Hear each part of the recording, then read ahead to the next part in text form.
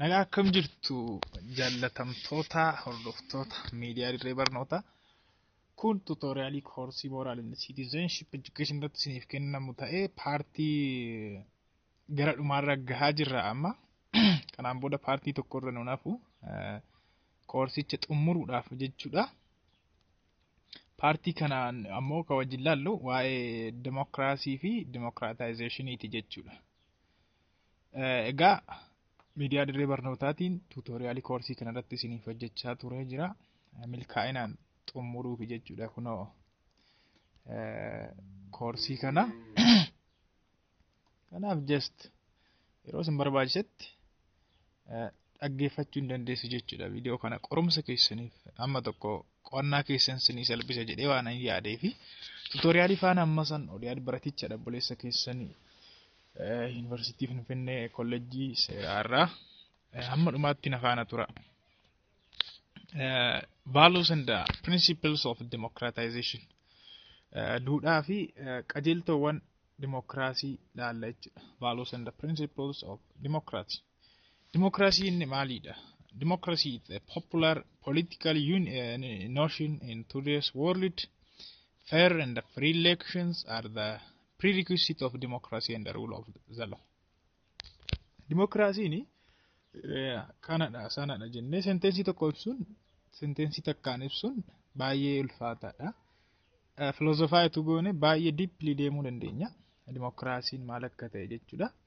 Isa constitutional law irratti tutoriyaaliin kennu hordofuu hin dandeessu karaa sana jechuudha.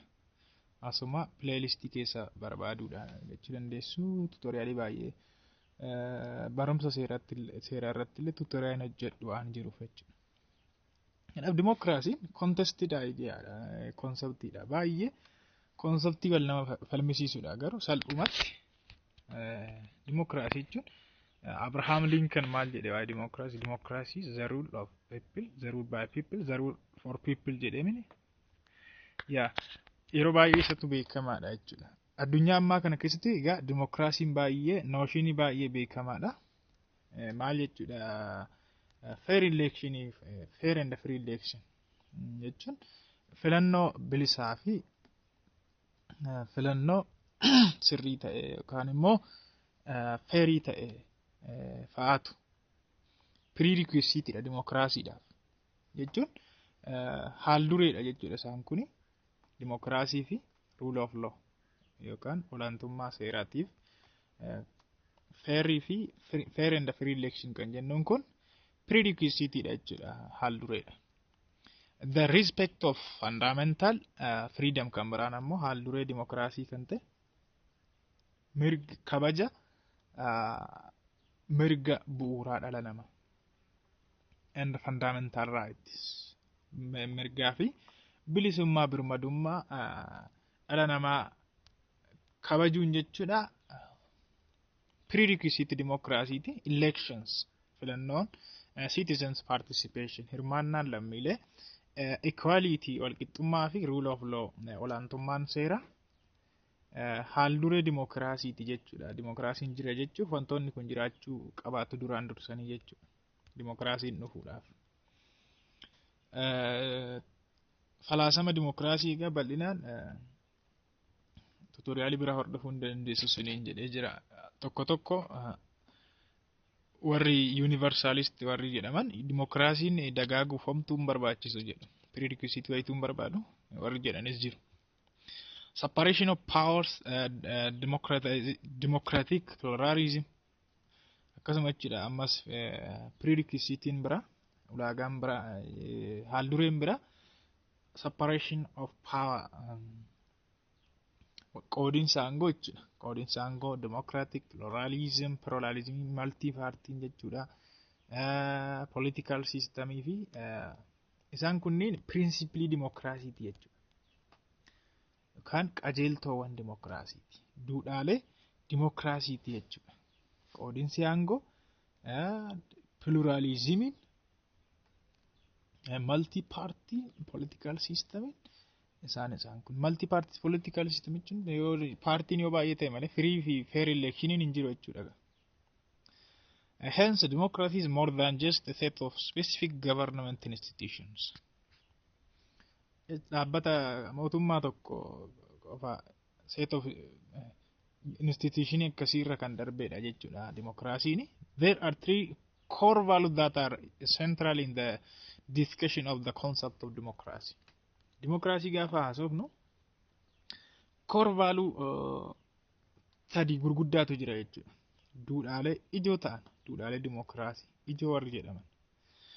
Inni jalqaba liberty, freedom, birmadummaa, bilisummaa jechuudha. Inni litaanu immoo justice, haqummaa yoo ta'u, equality inni biraan, walqixxummaa. Kun duudhaalee democracy, core values of democracy.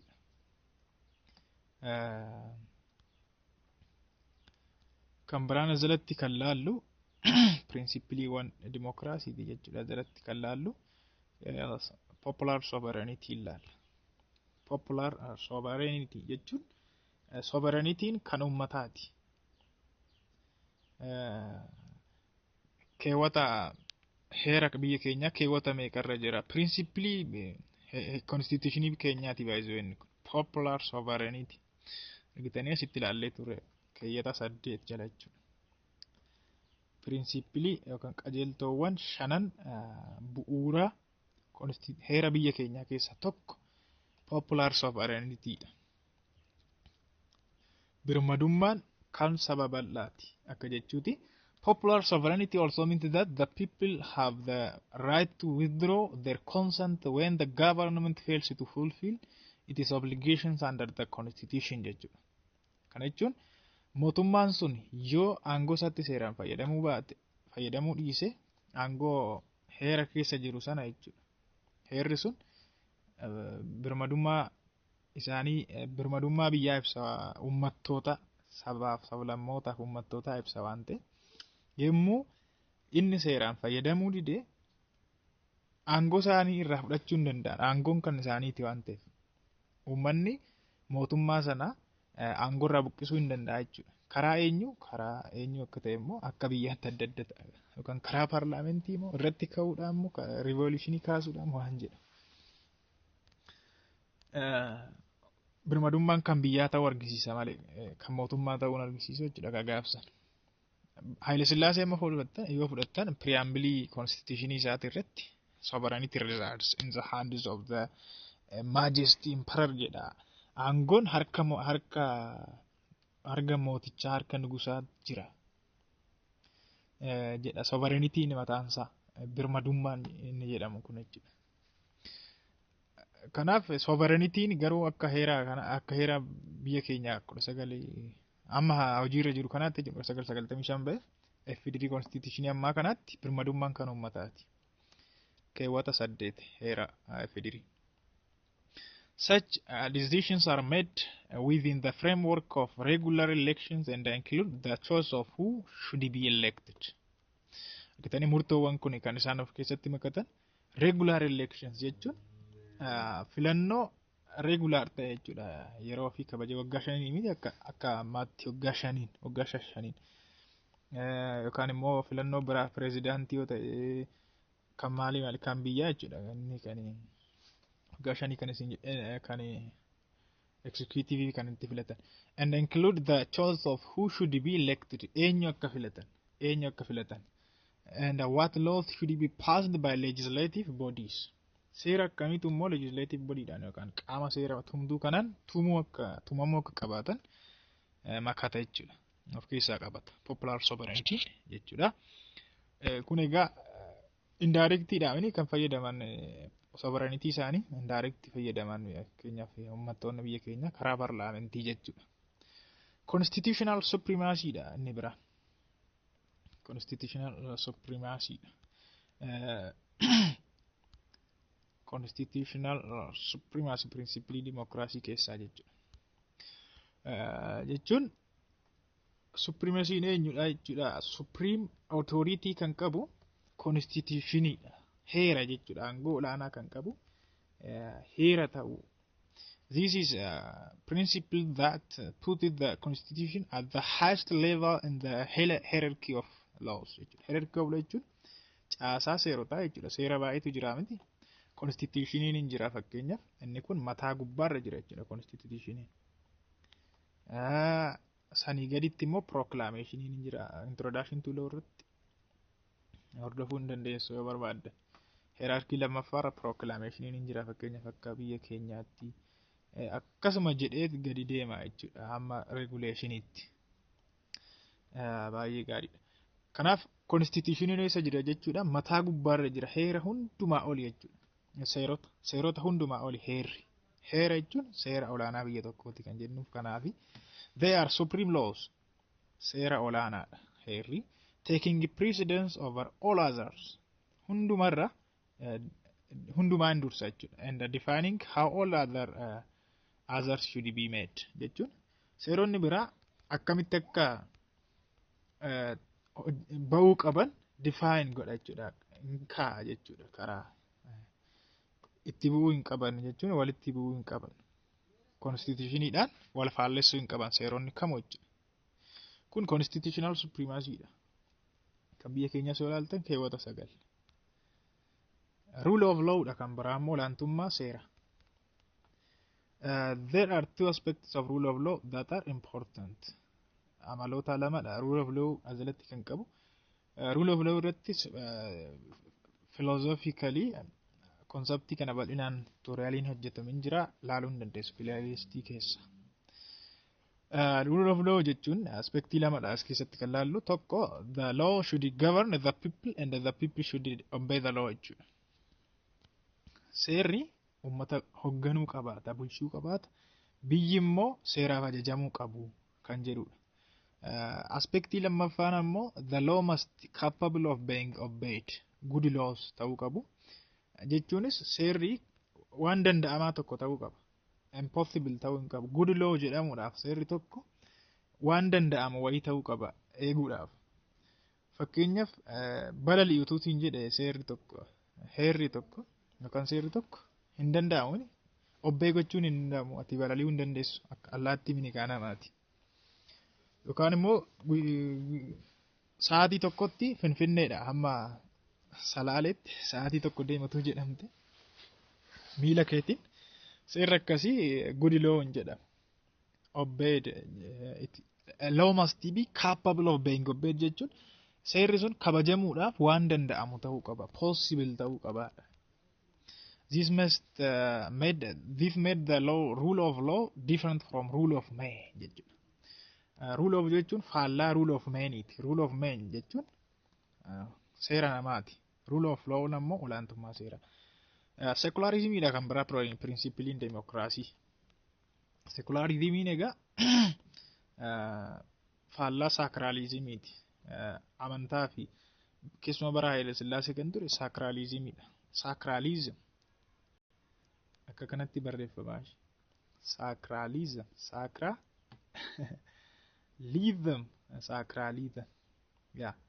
sacralism jechuun faallaa secularismiti. Secularism referred to as an approach that asserted to dismiss or ignores God. Jechuun maal jechuudha? Approachidha yookaan perspectividha. Secularism perspective yookaan approach akkamiiti? Dismiss or ignores God the divine. Waaqayyoon kan dhiibu jechuudha. Garuu kanatti ibsuun baay'ee rakkoodha. Waaqayyoon dhiibatu hin taane secularismiin yookaan immoo waaqayyoon haala gana utuu hin taane mootummaa fi amantaan adda addaa akka jechuutti secularismiin hin beektu. The divine, the supernatural, and the other religious viewpoints when discussing or participating in politics. Siyaasa keessatti yemmuu hirmaatamu waa'een amantaa keessa galuu hin qabu. Waa'een waaqayyoo keessa galuu hin qabu waan jedhamu. Secularismiin dha jechuudha inni kuni. Secularismiin baay'isoo extremii gaafa ta'e waaqayyo akka hin jirre gana. Secularismiin likkumatti ta'uu qaba. In church and the state matters, secularism demand strict separation of religion and politics jechuudha. Politics keewwata 2011 irra hin jiraan secularism heera biyya keenyaa. Yeah. Church matters dhimmoota churchii matu ilaaluu qaba. Dhimmoota dhimma mootummaa yoo ta'e immoo dhimma biyyaa yoo ta'e biyyatu ilaaluu qaba. Kanaaf separate ta'uu qabaadha amantaa fi siyaasni. Haile Sillaasee yaadattoota amantaa fi siyaasni bakka tokkottidha. Malee separation hin turre, secularism hin turre. Dargiidha secularismidha. Kan dargiin immoo extremist secularistiidha baay'ee akkasiniin jedhe amantaan hin barbaachisu amma jedhutti kan ga'edha. Extremistidha. Amantaan walitti qabama dhibaa'otaati warra hojii hin jaallanneetti fa'aa jechaa ture. Keeping prayer and religious instruction out of government jechuudha. Kadhannaa fa'aa ajaja amantaan jiraamini isaan sun mootummaa irraa adda ta'uu qabu. Public schoolii other common institution keessatti gaggeeffamuu hin qaban mana barumsaa keessatti. Kadhannaan maaliin gaggeeffamuu hin qabu. Sirni amantaa gaggeeffamuu hin qabu mana barumsaatti dhaabbilee mootummaa biraa keessatti kan jedhudha. Secularismiin akkasii jechuudha. Separation of power dha principaliin bira. Principaliin democracy bira.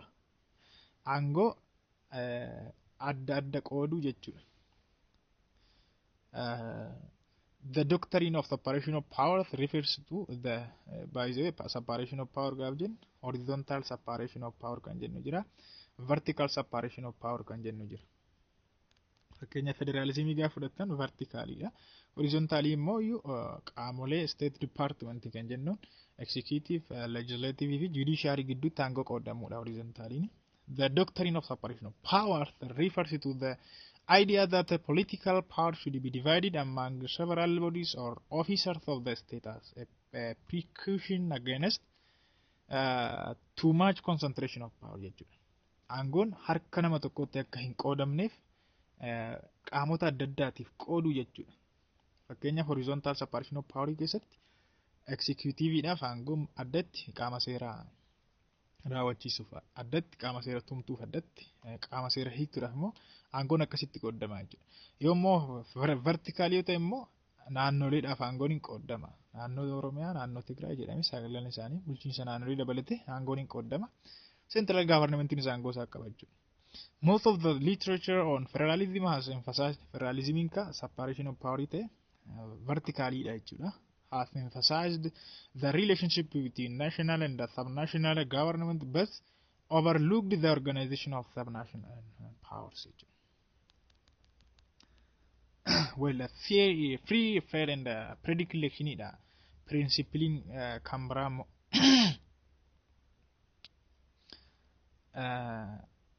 Free election yookaan filannoo maal ta'uu qaba? Free ta'uu qaba, bilisa ta'uu qaba, bilisaan filachuu qabda. Fair ammoo kan loogiin keessa hin jirre ta'uu qaba. Alloogummaarraa bilisa kan ta'e, predict kan ta'e jechuunis yeroodhaan regular jechuudha. Fakkeenyaaf waggaa 5 waggaa 4. In order to establish democratic government, first the election should be free means all interested parties to the election should get the chance to participate in the election equally jechuudha. Qaamonni ilaallatu hundinuu karaa walqixa ta'een hirmaachuu qabu. Interested party waan hundinuu karaa sirrii karaa walqixa ta'een hirmaachuu qabu. Kan filus karaa sirrii ta'een karaa fair ta'een karaa free ta'een bilisa ifaan fi bilisatti filachuu danda'uudha qabaata. Kun principle democracy biraadha. Majority rule, minority rights dha kan biraa immoo principle democracy. Isuma kanadha basic principle dha inni kun. After conducting democratic election, those who get the majority vote will establish a government. Electoral system adda addaatu jira addunyaa keenya keessa baay'ee. Hundaaf kuni kan hojjetu majority tu bulcha wanti jedhamu kun jecha majority tu bulcha minority immoo mirga qabu akka jechuuti. Majority tu bulcha jechuun maal jechuudha? Harka baay'ee kan argate hin bulcha immoo ataa miti. Warri harka xiqqoo argate mirga qabu, mirgi isaanii dhiibamuu hin qabu. Kun principally basic the basic or pillar principle of democracy. Utubaa kan ta'e. The policies or programs and the decisions of the majority will govern the country. Bitanii policy isaaniitiin seera baasanii akkaataa sagantaa baasaniin akkaataa murtoo isaaniitiin maal bulchu jechuudha. Biyya bulchu warri kamtu majoritiin jechuudha. Warri harka caalu argate yookaan warri filame sun jechuudha. Warri ummata harka caaluun filame sun. The country while the right of the minority respected. Mirgi minority ammoo kabajamuu qaba jechuudha. Protection and the promotion of human rights. Kan bira principle democracy bira. Eegumsaa fi eegumsa mirga dhala namaa. Human rights are those naturally given values. Bira dhumarra ilaalla waa human rights. Naturally duudhaalee uumamaan namaaf kennamanidha. Maalidha kan reflect godhanii human life and dignity. Jireenya namaa fi kabaja dhala namaa.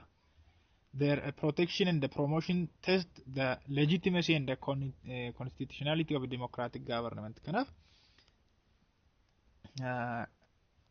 constitutionality yookaan legitimacy ni mootummaa tokko kan inni qoramu kan inni test ta'u mirgoonni dhala namaa kun kabajaman moo hin kabajamne kan jedhuun jechuudha. Kan biraa principle in democracy multi party waan sinni biyyoonni tokko single party ta'anii democracyidhaan bullaa yemmuu jedhanidha. Garuu principle in democracy multi party ta'uu isaati. Biyyi san keessa paartileen siyaasaa hedduu jiraachuu qabu. Democracy jira jechuudha. Democracy also requires having several political parties working together in one political system. Sirna siyaasaa sana keessatti paartiiwwan baay'een jiraachuu qabaatu. Democracy jira jechuudha. Yoo paartiin baay'een hin jiraanne immoo free fair election akkamitti jiraatare? Eenyu filta eenyu dhiista? Kanaaf baay'een jiraachuu qabaatu paartiin jechuudha. These political parties should get equal constitutional guarantee jechuun eegumsa heeraa walqixa argachuu qabu paartiiwwan kun hundi isaanii dhiibamuu qaban jechuudha. Support and the treatment to compete for elections and the present their offer free to the voters jechuudha. Ofii isaanii karaa bilisa ta'een warra isaan filanitti of dhiyeessuu danda'uudha qabaatu. Treat ta'uu qabaatu. Jechuunis simatamuu qabaatu. Gargaarsa supportii argachuu qabaatu. Haala walqixa ta'een jechuudha. Haala walqixa ta'een hundi isaaniitu paartiiwwan siyaasaa kunneen. Baay'ee gaarii jaallattoota miidiyaa dirree barnootaa amma immoo ishii kanaallee xumurra sa'aatiin keenya xiqqoo dheerachaa jira waan ta'eef human rights fi konseptii waa'ee human rights paartii itti aanu paartii dhumaatiin ilaalla jechuudha. Waaw xumura geenyee jira. Actors of democratization. Democratization jechuun maal jechuudha? Biyya tokko keessatti demokiraasiin akka dagaagu, demokiraasii babal'isuu jechuudha. Kanaaf warri demokiraasii babal'isan kun biyyi tokko demokiraatik akka taatu kan godhan tokko political party bal'inaan moojila keessanirraa ilaalaase. Ani balkii isinitti hin godhuufani. Gabaabseen haala ifa ta'een isinii ibsaaf yaala jechuudha. Political party paartiilee siyaasaa. Paartiileen siyaasaa democratization babal'isu biyya tokko keessatti jechuudha. Challenge wal godhu mataa isaaniiti. Fakkeenyaaf paartii biyya bulchaa jiru challenge gaaf godhan akka qeeqamuu irraa bilisa ta'uuf jecha arrabsamuu irraa bilisa ta'uuf jecha dirqama mirga namaa yeroo itti eegu waan akkasiitu jira. Challenge wal godhu jechuudha. Political party. Mootummaan sunis immoo ofii isaatii aangorra turuuf jechuun fuula durattis uummanni akka isa filuuf karaa sirrii ta'een yeroo itti hojjetutu jira jechuudha. Fuula durattis uummanni akka isa filuuf, uummanni akka isa hin jibbineef jechuudha. Kanaaf political party democratization processii keessatti gahee guddaa taphatu. Meediyaadha kan bira. Meediyaa social media ta'uu danda'a. Yookaan miidiyaalee kan biraa jechuudha. Kanaaf miidiyaawwan fakkeenyaaf TV, raadiyoo, social media adda addaa, YouTube, Facebook karaa kanaan namoonni democratizationiin hin dhufaa jechuudha. Namoonni yommuu mootummaa challenge godhan argitu. Hojii mootummaa baasanii mul'isu. Wanta akkaataa mootummaan itti hojjetu hunda hawaasatti yeroo baasan argitu. Miti yeroo baay'ee. Kanaaf miidiyaan gahee guddaa qaba. Kan biraa civil society dha NGO waan adda addaa faanti. Isaanis democratizationii keessatti gahee guddaa qabaatu. By the way, civic society kun siyaasa keessa hin galani. Miidiyaan siyaasa keessa hin galu jedhama. Garuu harka lafa jalaatiin hin gala. Sintu beekas. Political party dha purely siyaasaan kan hojjetan. Civil society garuu isaan kun siyaasa irraa bilisadha. Karaa siyaasa irraa bilisa ta'een kan hojjetan garuu democratization fiduu keessatti gahee guddaa taphatu jechuudha. Walumaa gala democracy fi democratizationiin tutoriyaaliin nuti ilaalle kana fakkaata ture. Jaallatamtoota maatii miidiyaa dirree barnoota ammallee nagaan isiniif baay'atu jedha. Nagaanaaf ta'a. Obboleessi keessan wallaalaan keessan Oliyaad Baratichadha. Yuunivarsiitii Finfinnee School of Law irraa. Waan afaana turtaniif ulfaadhaa. Warri immoo miidiyaa keenya miidiyaa dirree barnootaaf haaraa taatan subscribe gochuu akka hin daganne maatii ta'uudhaaf jechuudha. Viidiyoo kana utuu like gootanii nutti tola na jajjabeessa ulfaadhaa. Nagaan naa tura.